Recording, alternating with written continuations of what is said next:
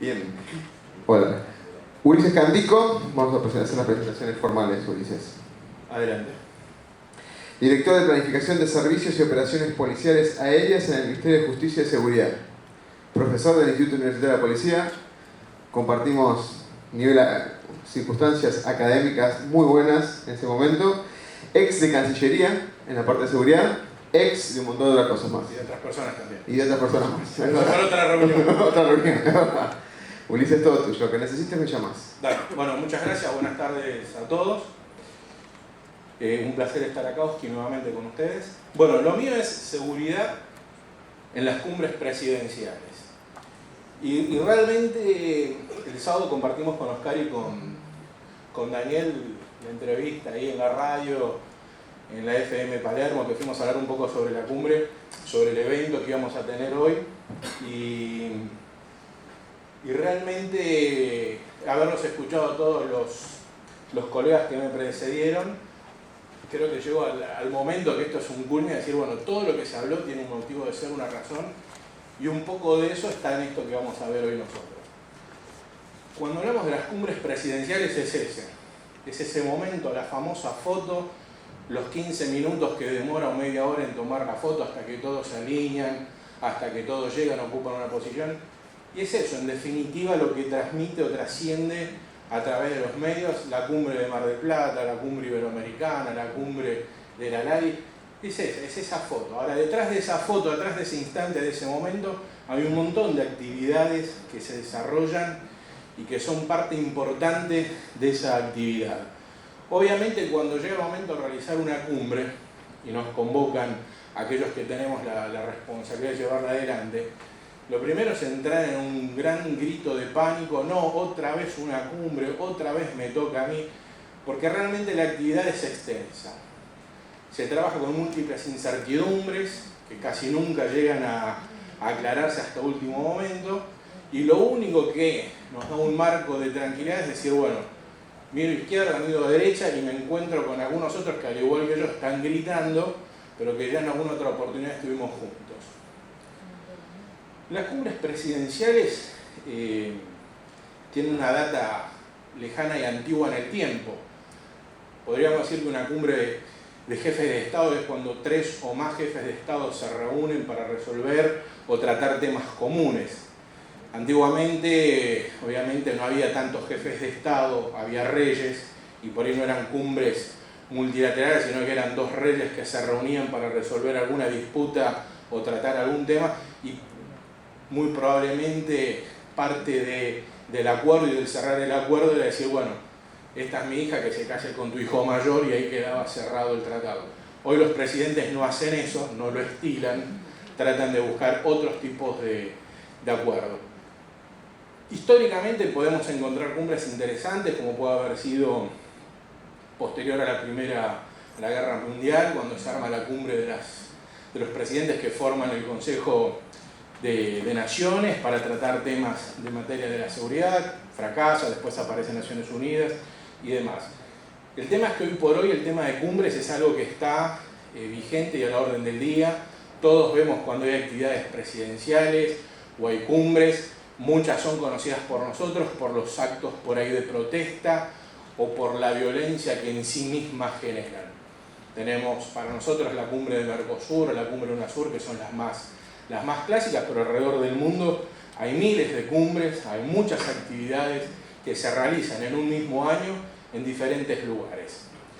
Yo básicamente les quería traer, para que se den una idea, por ejemplo, de datos que se manejan en una cumbre o de volumen de información que se trabajan y procesan en una cumbre.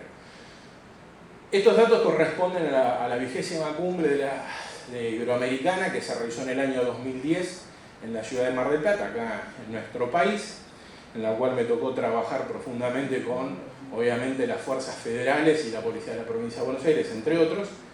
Y fíjense ustedes, el volumen desde credenciales emitidas, hablamos de 105 manzanas afectadas a la seguridad, y 105 parece un número grande, pero es tanto, no es mucho. La realidad es que las cumbres, más allá de tratar algún tema en específico, afectan al conjunto de una sociedad. lo afectan tanto por las decisiones que se toman en ERA, como por ejemplo vemos, había en Mar del Plata lugares en los cuales no se podía acceder, a los cuales uno estaba vulgarmente acostumbrado. Entrando ya un poco más en el detalle nuestro, les pongo esta foto que tiene 3 cumbres que son significativas. 2 en el marco y en el contexto histórico, ¿correcto? La de Yalta, fines de la Segunda Guerra Mundial, donde se produce el pacto entre los 3 líderes que llevaban a la coalición en lo que sería después la división de Europa. La cumbre de Malta, ¿correcto? En el 89, que se hace a bordo de un barco, el SS Gorkin, un buque ruso, en el cual se sientan las bases de lo que sería la nueva Rusia post la caída del muro de Berlín. Eso desde el punto de vista de los contextos históricos. Ahora, la que yo más quiero traer y significarles a ustedes en este momento es la cumbre de la Organización Mundial del Comercio, una cumbre que se viene realizando habitualmente todos los años, pero tiene un punto bisagra, que es la cumbre del año 99 que se hace en Seattle. Todos hemos visto que la bisagra en materia de seguridad fuertemente últimamente se ha dado post 11S. Después del 11S parece ser que hubo un cambio dramático en todo lo que es seguridad. Y es verdad, ha habido un cambio paradigmático importante. Pero en el tema de las cumbres, ese cambio paradigmático aparece en la cumbre de Seattle. En esa cumbre es el peor de los sueños de los organizadores en materia de seguridad de cumbres. En esa cumbre, que está significada por la fotografía que ven en su extremo derecho, se reunieron ambientalistas y sindicalistas para protestar por el desarrollo de la cumbre. Según los informes oficiales que hay del momento, llegaron a congregarse 40.000 personas. Nosotros acá nos horrorizamos con 20 personas que cortan una calle, imagínense 40.000 y organizados para protestar contra una cumbre. La primera de las protestas es esta famosa foto donde aparece colgados de una torre, la democracia va en un sentido y la organización del Mundial, del Tratado de Comercio, va en otro, contrario a los intereses de la democracia. ¿Qué sucedió? Los manifestantes, por así decirlo, ambientalistas y sindicalistas en su gran mayoría, como les dije, se organizaron. Las fuerzas del orden o de la ley que debían brindar seguridad y los organizadores propios de la cumbre se organizaron como se organizan para una cumbre. Te doy la credencial, vení acá, se preocuparon por saber dónde estaba la zona de refrigerio, dónde alojaban las autoridades, qué cortesías había. Sí, se preocuparon porque había que cerrar determinadas calles, pero a los efectos de ordenar el tránsito para facilitar el acceso, nada más. ¿Qué sucedió? El día que inician las reuniones oficiales, los 40.000 manifestantes ya estaban dentro de lo que después fueron los anillos de seguridad. Vale decir, los anillos de seguridad lo único que hicieron fue impedir que salieran de donde estaban. Esto, por ejemplo, trae a colación un dato de interés, por eso también es bisagra, con el tema de las comunicaciones. Imagínense, año 99. Las tecnologías y las celdas que había de disponibilidad en esa época para el tema de las comunicaciones y telefonía celular no son las mismas con las que contamos hoy. 40.000 personas en una zona reducida, que son solamente los manifestantes, que para coordinarse no solamente usaban el clásico mensajero, andá a ver al grupo que está en la Quinta Avenida y la Tercera para que hagan tal o cual cosa, sino era la telefonía celular. Las delegaciones que se movían, más de 120 representantes con celulares. Se produce una saturación en el uso de la telefonía que anula los sistemas de comunicaciones de las propias fuerzas de seguridad. Por lo tanto, no podían coordinar el esfuerzo en materia de seguridad para reorganizar o reorientar hacia dónde estaban yendo las manifestaciones. Ese es el primer punto de quiebre que se genera con la cumbre de Seattle. Y a partir de ahí finaliza. Obviamente la cumbre no se puede llevar adelante, no se pueden terminar las reuniones, es más, no es que no se puede terminar, no pueden empezar siquiera las reuniones. La cumbre de Seattle es un fracaso, no solo en la cumbre en sí, sino en materia de seguridad. Obviamente el jefe de policía de Seattle después terminó a dirigir el tránsito en Alaska, todo el mundo repartido por distintas dependencias de alto nivel, pero la realidad es que a partir de ahí, y ya en el 2000, encima con el tema del I2K y demás, empieza todo un cambio en la organización de las cumbres. Ya no es solamente, bueno, hay una cumbre de presidentes o de jefes de Estado y nos preocupamos en qué refrigerio se les va a servir, en dónde los vamos a alojar, qué cortesía les va a corresponder. El tema de seguridad toma una preponderancia importantísima.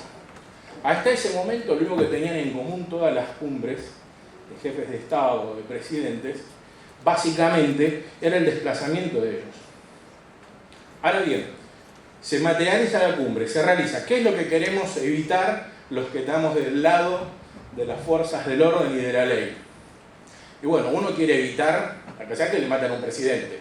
Error fatal si a uno le matan a un presidente. Pero ¿qué más?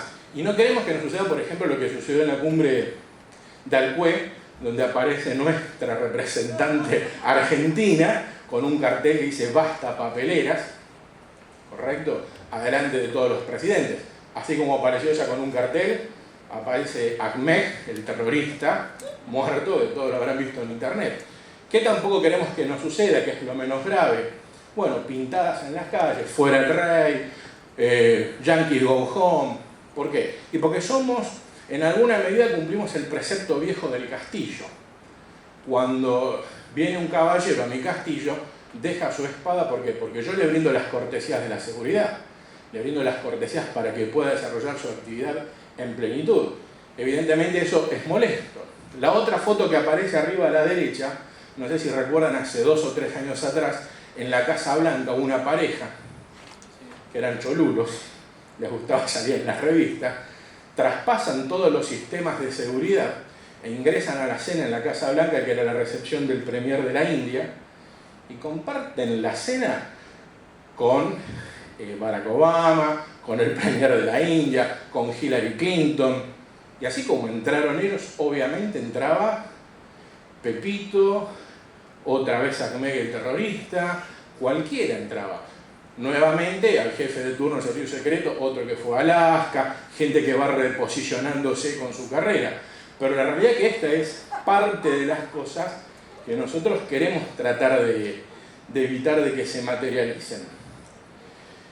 ¿Qué más queremos tratar? Y visto Oscar, salió bien el video. Bueno, ¿qué más es lo que uno quiere tratar de evitar? Cuando hablamos de las cumbres, un tema fundamental que empieza a tratarse, esto sí ya post-11S, es el tema de infraestructuras críticas. Volvemos de nuevo.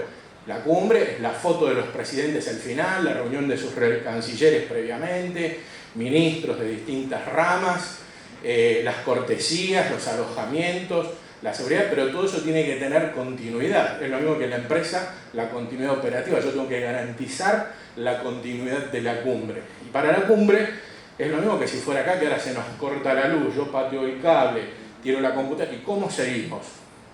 Tenemos que tener sistemas de respuesta. ¿Qué queremos evitar? También queremos evitar que, por ejemplo, como a Bush en su momento, está bien, el tipo está en estado físico, evitó el zapatazo, pero queremos evitar de que alguien se saque la zapatilla y se la arroje. O como en el caso de Francia, queremos evitar de que venga alguien corriendo y se suba al estrado donde está un presidente dando una conferencia de prensa y lo bañe en harina. Es tan grave eso para su sistema de seguridad como que lo maten. En cualquiera de los dos casos es traumático. Ahora, ¿qué también tenemos que proteger? Daniel hablaba recién, en el caso de él puntualmente, del malware colocado en los teléfonos. Desde el punto de vista de un fraude, de una estafa, puntualmente. Pero también siembra la duda de qué pasa si yo lo pongo eso y el que lo tiene es la esposa de Putin. O si lo tiene Putin, porque lo vio en esta página y dijo, che, esto está barato, y le dijo a su secretaria, comprame uno. ¿Qué sucede entonces? Es importantísimo, y a partir también de la bisagra que se genera en la cumbre del 99, el tema de las comunicaciones. Cuando nosotros tenemos una cumbre de jefes de Estado, es un trabajo que arranca meses, pero meses antes de que empiece la actividad propiamente dicha. Si la cumbre es el 3 de octubre, lo más probable es que desde febrero o marzo de ese año ya se esté trabajando. Debo garantizar la continuidad de las comunicaciones, debo garantizar de que en una zona, en un espacio reducido, en el caso de Mar del Plata fueron 25 manzanas, voy a tener 40.000 personas que son los habitantes de todos los días. A esos 40.000 habitantes yo les voy a poner fuerzas de seguridad, les voy a poner delegaciones, voy a traer más proveedores, más prestadores de servicios. En una zona donde habitualmente son 40.000 personas, yo muy probablemente triplique esa cifra. Y debo tener conexión, y debo tener garantías. Estábamos acá y alguno de nosotros ha dicho, che, no tengo señal, empezamos con la clásica, hago la parabólica, a ver si subo el celular, me sube un punto la línea de marcación de señal. Eso evidentemente, desde el punto de vista de seguridad, no importa si estoy en el 5.º subsuelo o en el 5.º infierno, tengo que tener comunicación. Comunicación, obviamente, ya sea por radio, por celulares, obviamente una comunicación segura, troncalizada, cifrada, pero tengo que tener comunicación. Esos temas, antiguamente, 1999, no eran tratados, no se veían, no eran de interés en una cumbre. A partir del 99 todo esto empieza a ser un interés. ¿Qué pasa si aparte del celular que tiene el malware, tengo otras cosas? Entonces también se empezó a trabajar en lo que es las contramedidas electrónicas. Obviamente, y de esto viene un poco lo que mis predecesores hablaron, cuando hablamos de las operaciones psicológicas, y hablaron, y Daniel les hacía la pregunta, ¿qué es lo que se pretende? Y lo que pretendo es forzar la voluntad del otro a que haga lo que yo quiera. Lo que se planteaba con todos estos dispositivos es, yo quiero saber qué es lo que el otro sabe, porque yo no sé todo lo que el otro sabe. Y aunque después aparecemos todos juntos en una foto, yo necesito saber qué está pensando el presidente X sobre la pastera X, porque yo tengo que tomar decisiones al respecto. Quiero saber qué piensa el presidente X sobre determinados acuerdos comerciales que yo voy a hacer con una petrolera o que voy a hacer con una naviera, porque eso tiene repercusiones en el bolsillo del Estado, por así decirlo. Obviamente, esto lo ponemos a temas mucho más grandes, estratégicos y militares. Entonces, el resguardo de las comunicaciones empieza a partir de empezar a poner nosotros, que sucede, se trabaja con contramedidas electrónicas, ya sea para decir, en este recinto solo funciona el celular de Oski, el de Daniel y el de Ulises. Listo, trabajamos con celular, el resto son anulados. También está el hecho de decir, bueno, yo necesito detectar si alguien está tratando de obtener información, obviamente todos acá medianamente conocen, a través de medios electrónicos. Y todos esos temas, en el 99, 98, 97, no eran tratados. Salvo, obviamente, cuando se reunían grandes líderes, tipo, se juntan Bush y Gorbachev, obviamente estaban todos los equipos electrónicos funcionando a 1000. Recordarán ustedes que fue muy conocido el tema de la famosa camioneta negra que había traído el equipo del Servicio Secreto Norteamericano en la cumbre del 2005, trasladaba la caravana, y ahora vamos a ver temas sobre cápsulas, y a medida que esa camioneta llena de antenas iba pasando, iban cayendo las señales de todos los celulares a 300, 500 metros a la redonda. Entonces, empieza a tomar importancia todo esto a partir de ese momento. Cuando nosotros hablamos de que queremos proteger, obviamente la responsabilidad de proteger no es solamente la de un presidente, pasa por todos los integrantes de las delegaciones o la de todos los participantes.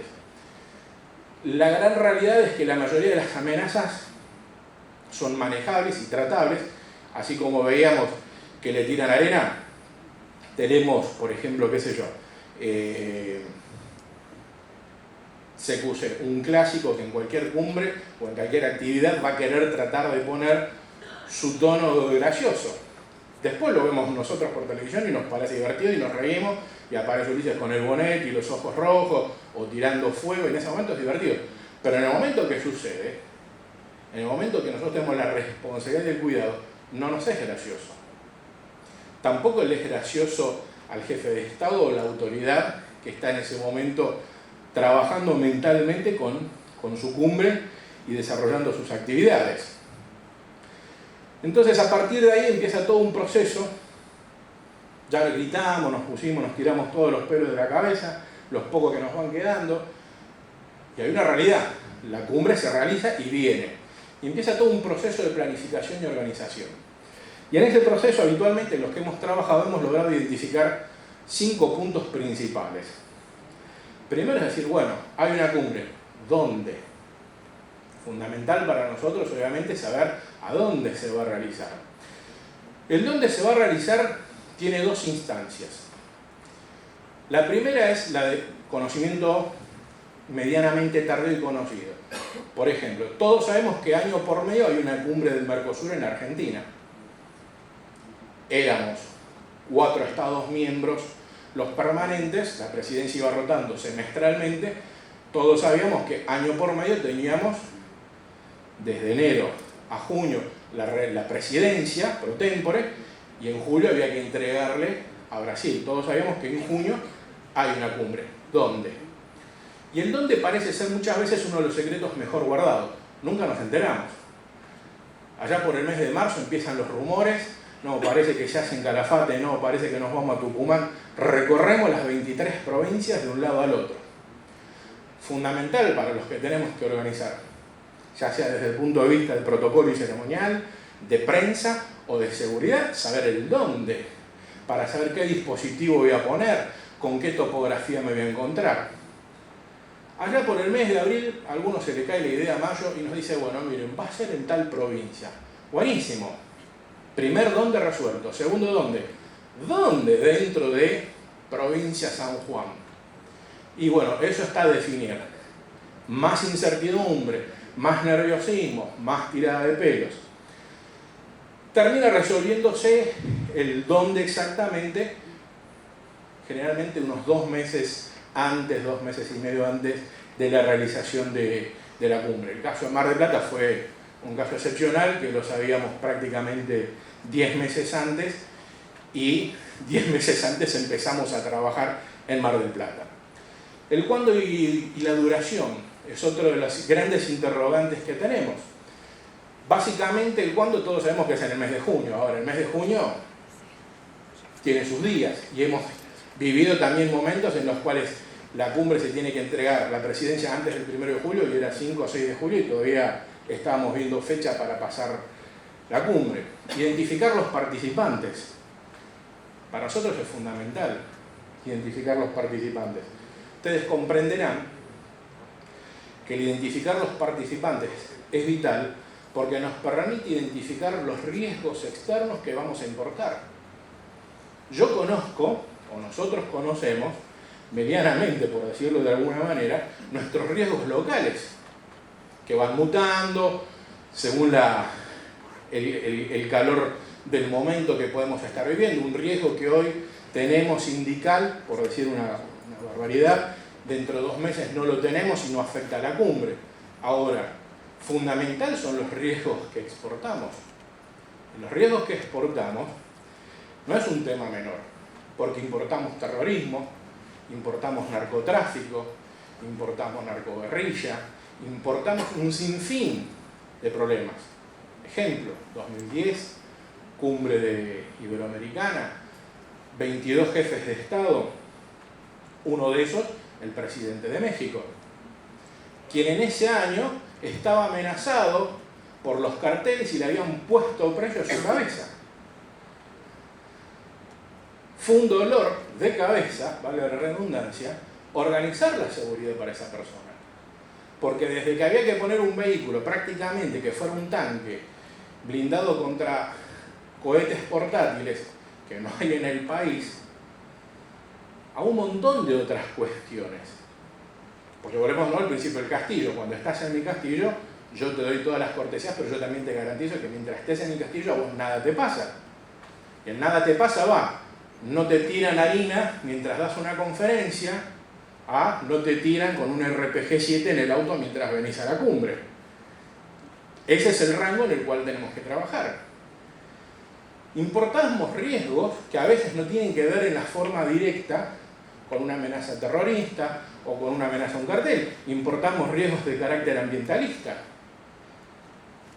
Entonces, es fundamental para los organizadores saber el quiénes. Después, si mañana cancela la agenda o no, otro tema. Pero para nosotros es fundamental saber el quiénes. Y obviamente, con esto identificamos tanto los riesgos locales como los riesgos que podemos estar importando. Y obviamente, una vez que tenemos identificado el riesgo, hacemos como todo tratamiento. Acá hay muchos que no los puedo derivar, no podemos contratar un seguro y no pasa nada. Los afrontamos y adoptamos medidas para justamente evitar su ocurrencia. Y ahí ese video no arrancó, pero no importa. Ahí va. Cuando tenemos todo eso, ¿hacemos el corte, querés? Bueno. Por eso. Bueno, ahora me voy, nos vemos el año que viene. No es para cortar así. Es como el que le quería dar 15 minutos más, quiero cortar justo en esta parte que viene una seguilla de videos que va a explicar logística y demás, que es más sobre la base de lo que habló Candico. Así le damos lugar al próximo orador, focaliza en la parte forense y retomamos a partir de acá. ¿Sí? Bueno, habíamos llegado a la etapa de que ya todos nos habíamos quitado los pelos, había amigos nuestros que estaban en Alaska y demás, pero la realidad es que nos llegaba a la cumbre, habíamos visto los 5 puntos que generalmente son los que identificamos, que iba desde el cuándo y dónde, quiénes, analizábamos riesgos, los locales, los propios y los externos. Y entonces, la primera instancia donde todos presumimos que iniciaría la reunión de jefe de Estado, con la cumbre, es justamente acá, en el aeropuerto, donde llegan, son recibidos, son atendidos. Y ahí empieza ya una pequeña gran vorágine de preparación. Es una pequeña gran vorágine de preparación porque, bueno, acá lo que vemos es el aeropuerto Mar del Plata, simple y sencillo.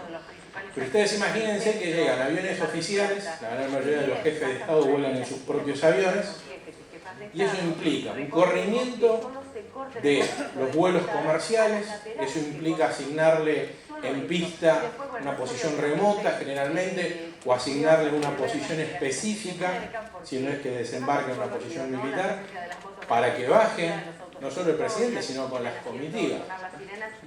Hay comitivas que son de 20 o 30 personas, son comitivas bastante espartanas. Hay otras comitivas que vienen de 500, de 300, 700 funcionarios, y obviamente conocemos por ahí la de Mar del Plata, la del 2005, donde había comitivas de más de 1000 personas, que era la de los Estados Unidos.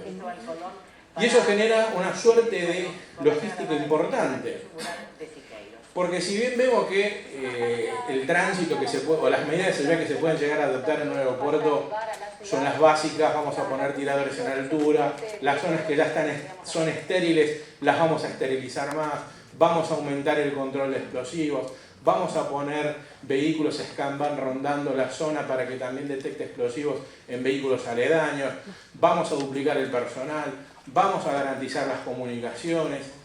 También la realidad es que muchas veces los jefes de Estado bajan y dicen, uy, un micrófono, cámaras, y se dedican unos minutos a tener un momento y un encuentro con la prensa. Y la realidad es que a partir de que ellos tocan tierra, y obviamente ya son una responsabilidad propia, lo primero que todos quieren hacerlo es meterlo rápidamente a la cápsula y llevarlo al lugar donde ya está dentro de los anillos de seguridad, donde en teoría lo tenemos más asegurado. ¿Cuál es el peor momento para una cápsula, para una custodia, para un servicio de seguridad dinámico? El estático. Mientras estamos en movimiento está todo dentro de los parámetros. Cuando estamos estáticos es el peor momento. Y eso es lo que suele suceder cuando los jefes de Estado que llegan, obviamente son artífices de su propio programa. De repente bajan y dicen, no, bajo y me subo al auto y voy, y de repente la gente dice, ah, no, hay cámaras, voy a hablar. El caso que todos conocen, o que es era muy habitual, era del expresidente venezolano, de Chávez, que era muy amigo a la comunicación. Bueno, eso nos generaba a todos grandes dolores porque sabíamos que donde veía una cámara, ese hombre se iba a plantar. Y el problema no lo teníamos tanto en el inicio de la cumbre, sino al final. Hemos tenido muchas visitas de él, cenas presidenciales, 2 de la mañana, todos trabajando desde muy temprano, y cuando se está yendo ve 2 o 3 cámaras y se dirige y habla, o hablaba, y todos nos queríamos ir. Bueno, genera una suerte de conflicto. Lo subimos a los presidentes. Otro tema, las cápsulas, donde les vamos a dar a ellos, ¿no es cierto? Acá les puse un esquema muy básico de cómo se estructura una cápsula para un jefe de Estado, o sea, un presidente, jefe de Estado, que puede ser un primer ministro, o una autoridad tipo el rey, y una cápsula que es para un canciller. Obviamente la cápsula presidencial, como figura, tiene una moto que va delante de todo, un vehículo de protocolo, el vehículo de seguridad, el VIP, moto reina y moto rey, que son las que van a los costados, el otro vehículo de seguridad, el GAT, que es el grupo de apoyo táctico, que es el habitualmente cuando lo empleamos es el agente del GEOF, y atrás una unidad sanitaria, generalmente de la Dirección Nacional de Emergencias Sanitarias. Ahora esta es una cápsula de manual, por así decirlo. Tengo un video que es muy interesante, por ahí después lo ponemos, donde hay una cápsula del desplazamiento del presidente Obama, donde se contabilizan 48 vehículos. Obviamente estamos hablando lo normal, lo básico, el extremo. Por ejemplo, había en las visitas, hay visitas que vemos que hay determinados presidentes, que no los voy a nombrar porque están vigentes, que en vez de llevar una ambulancia, llevan 2 ambulancias. Y no es que llevan 2 ambulancias porque dicen no llevo más médicos. La segunda ambulancia generalmente llevan un propio equipo táctico de ellos. Cuando volvemos al principio del castillo, vos venís a mi castillo, yo te doy las garantías, todos la aceptan, pero la gran mayoría viene obviamente con su propio equipo de seguridad. Obviamente donde estamos en los espacios reducidos, todos pretendemos que haya la menor cantidad de gente desconocida a nosotros de seguridad, porque de repente, a ver, entre los equipos de seguridad todos nos conocemos. Ahora, no conocemos al del rey de Omán, no conocemos al de Dilma Rousseff, por ahí los conocemos de verlo, pero no nos conocemos en definitiva trabajando. Entonces de repente tengo en un salón 22 jefes de Estado y 400 tipos armados que no se conocen. El concepto es que a las zonas esterilizadas entra un jefe de Estado con su jefe de custodia. El resto de los equipos de custodia pueden tener todos los que quieren, quedan fuera del castillo. ¿Correcto? Obviamente, acá también hablamos de tecnologías. Hablamos hoy, les contaba el caso de la camioneta, la van negra que iba con las antenas saturando las comunicaciones.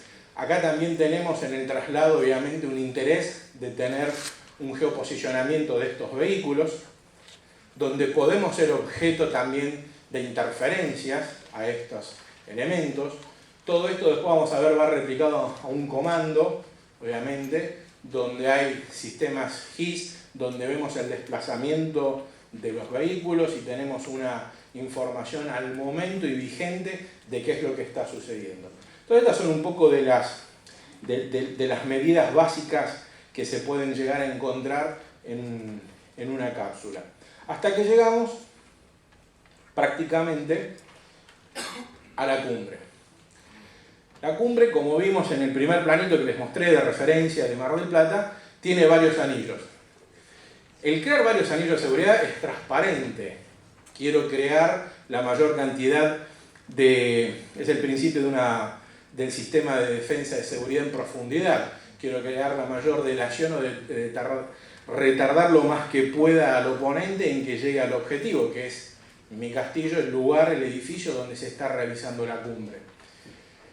Y obviamente acá cuando a los que nos toca organizar, y ya nos dijeron el cuándo, y nos dijeron el dónde, y dentro del dónde nos dijeron, bueno, dentro de esta provincia ahora va a ser en este edificio o en estas instalaciones, si por nosotros fuera, hasta les pongo un pozo con cocodrilo para que no me entren, lleno de todas las medidas habidas y por haber.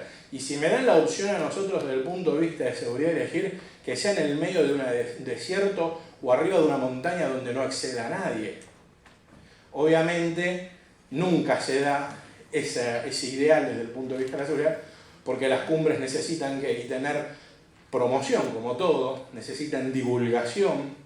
Ustedes calculen que en una cumbre promedio se acreditan unos 600 a 800 periodistas. Una cumbre promedio del Mercosur, que es una cumbre mediana chica. En una cumbre grande tenemos más de 2.500 periodistas acreditados, tanto nacionales como extranjeros. Entonces, el ideal de poner el puente levadizo, el pozo de agua lleno de cocodrilos, rápidamente se nos va de juego. Pero aparecen sí otras herramientas u otras medidas que vamos a ver que van desde el clásico vallado, antimotines, pasando por disponer de sistemas de CCTV. Obviamente hoy, tanto en nuestro país como en el resto del mundo, en las grandes ciudades están todas prácticamente monitoreadas por cámaras. Obviamente cuando tenemos una cumbre, a ese monitoreo habitual que hay se le agrega y se le complementa más equipamiento de CCTV, tanto con cámaras fijas, con domos, con reconocimiento facial, con distintos software para trabajar detección de movimientos. Obviamente disponemos de capacidades aéreas, donde no solamente está la asistencia médica teletransportada, sino el control operacional y policial aéreo. Cuando se desplazan las cápsulas van siendo generalmente seguidas o acompañadas por alguno de los helicópteros. Disponemos obviamente de dispositivos electrónicos, de contramedidas electrónicas, disponemos obviamente de los perros de explosivos, de detectores de explosivos que no son los perros, aunque el mejor sistema para detectar, no sé si lo saben, es el perro, es más infalible que la máquina. El único problema que tiene el perrito es que no tiene una perilla de on-off. La máquina la prende y la apago cuando quiero, el perro no, pero es uno de los mejores elementos, aunque también nos puede inducir a errores el perro. Es tan fino el nivel del olfato que tiene. Les cuento una anécdota. En el Palacio San Martín, una reunión preparatoria del UNASUR, no sé si recuerdan cuando fue el aparente derrocamiento, salida del gobierno del presidente de Ecuador, que lo habían tenido como secuestrado. Se reunió el UNASUR así como en 25 minutos nos juntamos a comer una pizza. Bueno, se juntaron los presidentes en 7 horas, vinieron todos a la Argentina y obviamente hubo que hacer un montón de medidas sin todo el tiempo que uno tiene para una cumbre, que por ahí estamos hablando de meses. En cuestión de 10 horas hubo que organizarlo. Y en uno de los recorridos, a uno de los perros constantemente le marcaba una zona. Se trajo a otro perro que estaba fresco a recorrer el mismo lugar y el perro marcaba la misma zona, que era como una suerte de alcantarilla. La ventilación, ¿vieron los edificios viejos que la ventilación viene de abajo? La refrigeración. Y marcaba donde salía la refrigeración del aire. ¿Qué es lo que se hizo? El lugar estaba esterilizado, aflojar la alcantarilla de refrigeración, abrir y ver, el perro marcaba que detectaba algo. Y sacamos 2 botellas de champán. Y el tema es que uno de los compuestos químicos que se utiliza también es para los explosivos. Y el perro detectó la concentración de las 2 botellas. En un lugar, evidentemente, donde, ¿qué estaban haciendo? Simple. Alguno de los mozos en los camareros dijo: estas 2 botellas hoy de la noche las como en casa con mi señora, y las guardó en un lugar aparte fresco para después tenerlas. Pero esa habilidad no la tenemos de repente con un equipamiento. Por eso el perro de explosivo... Era un perro alcohólico en realidad. No, porque tendría que ser los 2, porque hubo que tener un segundo perro y el segundo perro también. Pero bueno, pueden ser que hayan sido alcohólicos. El tema es que, fíjense, desde el perro, pasando por el CCTV, pasando por la valla antimotín y obviamente los equipos antimotines, pasando por las contramedidas electrónicas, pasando también por controles de acceso, donde ahora vamos a detallar un poco, ¿no?, el tema de los controles de acceso. Todo eso, básicamente, es el mundo que hace a la seguridad. A eso súmele tiradores en altura, equipos tácticos de recuperación de edificios, a eso súmele la protección del espacio aéreo. tan hoy por hoy hablado el tema de la ley de derribos, que muchos agarran y dicen, es como dar una condena de muerte sin juicio. Cuando hay cumbres presidenciales, se emite un decreto, se establece un espacio aéreo y aquello que sobrevuela sin autorización está autorizado a derribarse.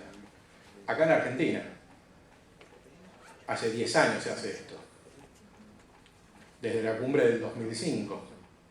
De ahí en adelante, siempre. Entonces, es un tema que va más allá de esto. Aparte, si estamos no de acuerdo con el derribo, pero lo venimos haciendo.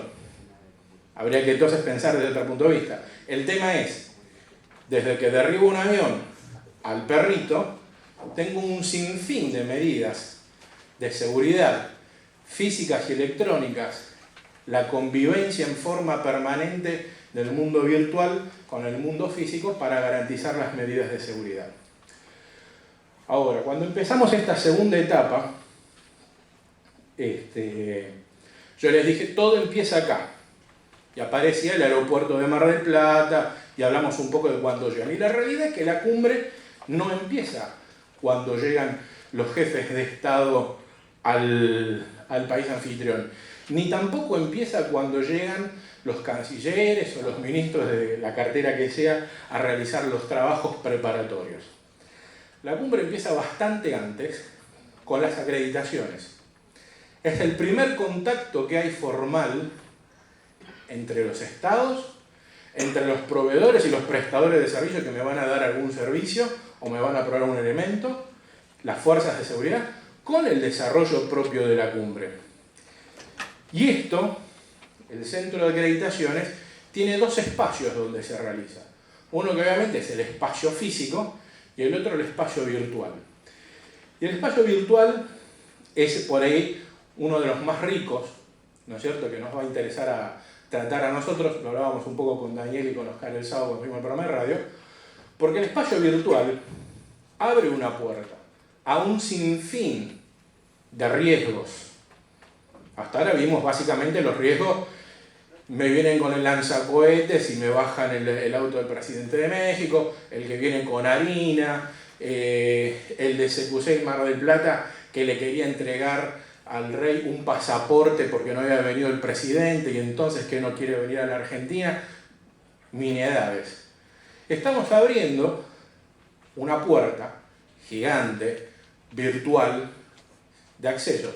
Pero como toda puerta, puede abrir en un sentido o en otro.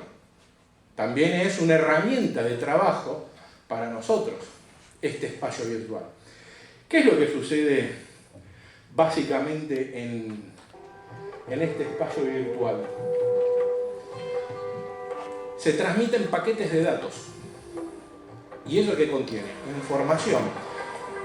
Calculo que muchos de ustedes habrán visto en alguna oportunidad este video de un tipo, Dave, un francés, que es un gurú en teoría, que te ve la palma de la mano básicamente y te da hasta el número de cuenta que tenés oculta, la que no conoce tu esposa. Y después termina el video de una manera bastante cómica. Mientras va traspasando el video, yo les voy contando.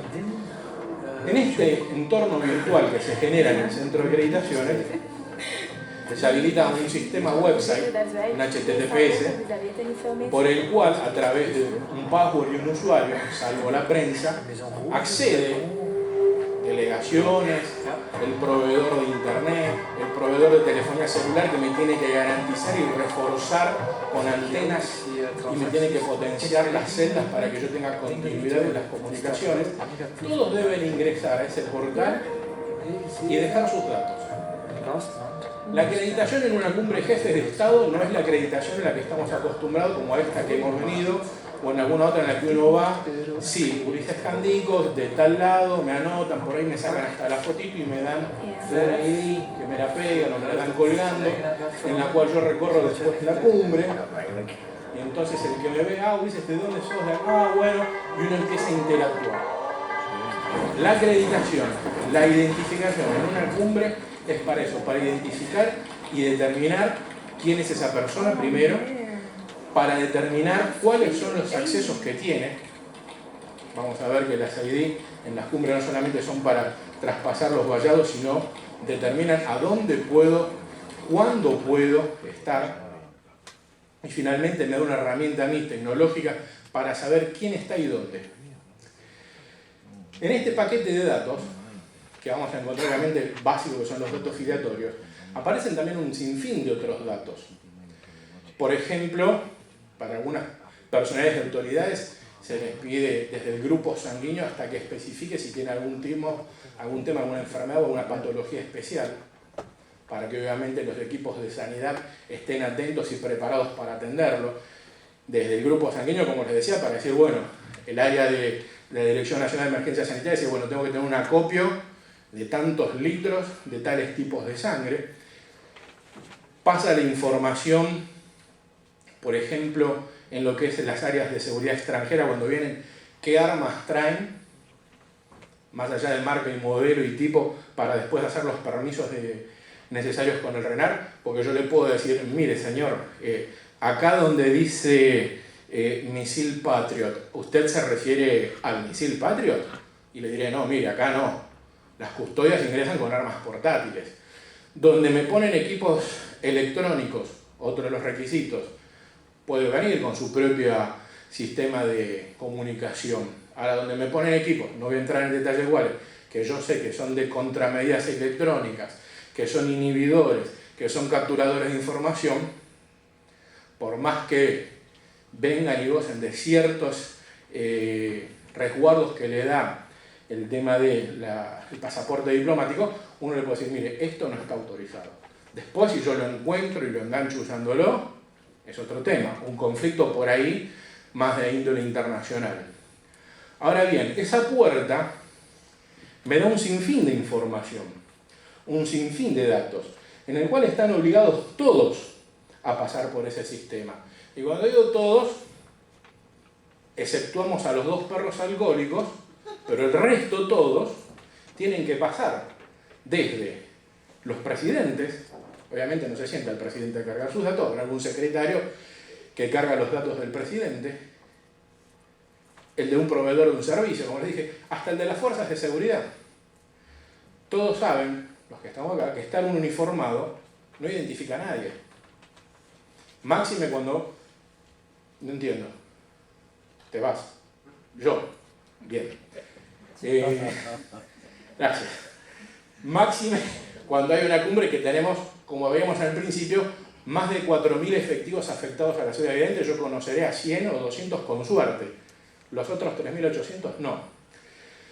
Esa información obviamente viene trabajada, viene cifrada y un montón de cuestiones más que garantizan que ese uso está restringido y accesible solamente a mí.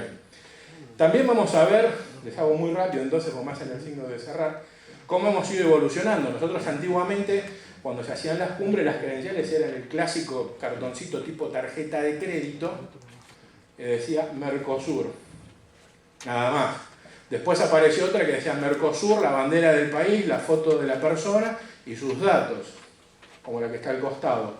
Y finalmente la última que estamos usando es un tarjetón muy grande que permite que la foto sea grande y pueda ser visible a distancia, que tiene medidas de seguridad que van desde microletras, hologramas, código de barras y un tag RFID. Ese tag RFID es el que contiene toda la información que se cargó online, básicamente, y cuando esta persona atraviesa ciertos portales que están ubicados en los accesos, no solo cuando lo atraviesa, en pantalla aparece la foto de la persona, los datos, y en un recuadro en verde que dice podés pasar, y si está en rojo, vos no podés pasar. Nos costó armar todo eso, porque al principio pasaba uno y las fotos se confundían, no estaba bien compaginado todo eso, pero todo eso son hoy las medidas de seguridad con las que cuentan las credenciales que se emiten, con las cuales podemos trabajar.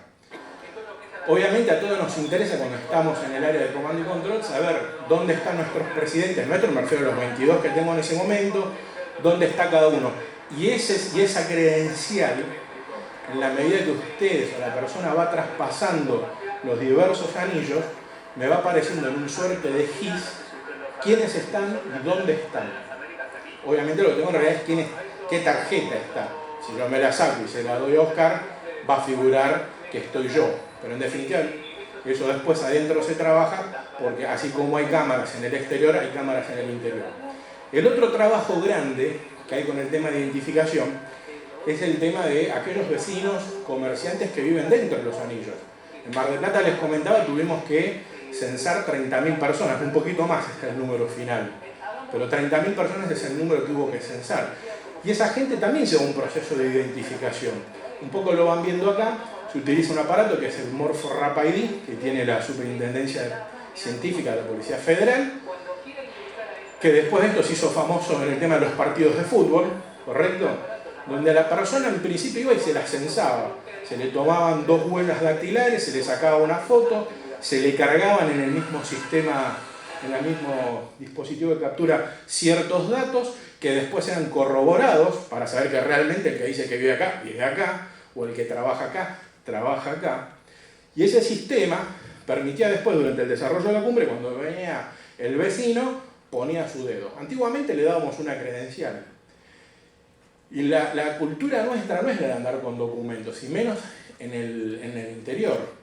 Y si yo tengo que salir a comprar el kilo de pan y una yerba, no llevo DNI o cédula en el interior. Salgo y voy, hago 2 cuadras y vuelvo.